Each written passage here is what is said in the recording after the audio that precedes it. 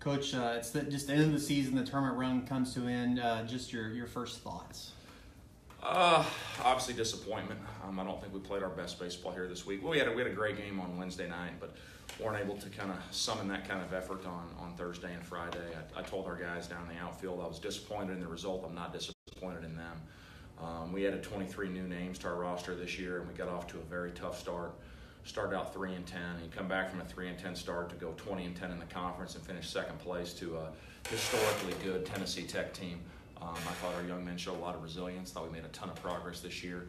And when you look at what we're losing, on paper we're losing the least amount of probably anybody in the league. We're losing Tristan Gagnon, our starting first baseman. We're losing Carlos Vega, our number one arm, and then some bullpen arms as well. But in terms of starters, we have a chance to lose the least of anybody in the league. And so I would like to think with the second place finish, all those guys coming back, I'd like to think we've hopefully laid the foundation for a championship in 2019.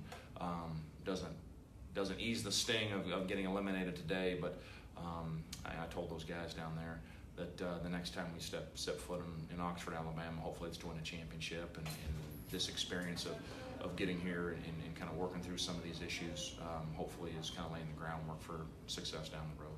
What's the difference between when you face Pate was obviously a great pitcher today. I mean, it just happens the 2 hits, your bats just don't have it today. Any difference from any other game of the season? Man, he did it to us twice. We beat him in the regular season only because Carlos Vega was better. And I think he's thrown 17 and 2/3 innings and 1 earned run against us. For some reason, we just do not match up with Colton Pate at all. He's been fantastic against us.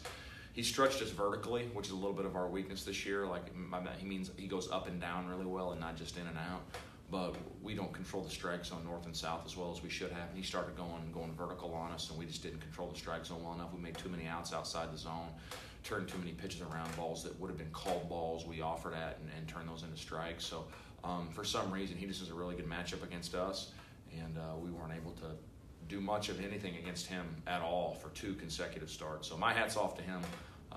I know there's guys in our conference with better numbers, but against us, he's been the best guy I've seen all year for 2 starts. And you mentioned 20-10 in the conference. Just what were your thoughts on the league overall? We had some obviously huge offensive numbers, but teams that won games and had some good pitching too that maybe not got the credit it's deserved. Just your general thought on how the league was this year.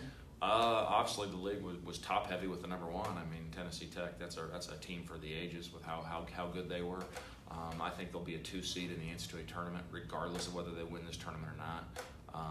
I don't know if the OVC has ever had a two teams in. No, not 2 teams. So I mean, if they get beat, which I don't think they're going to, but if they do, then it'll be the first year in the history of the conference we get 2 teams to the NCAA tournament. So that speaks volumes for how talented they were.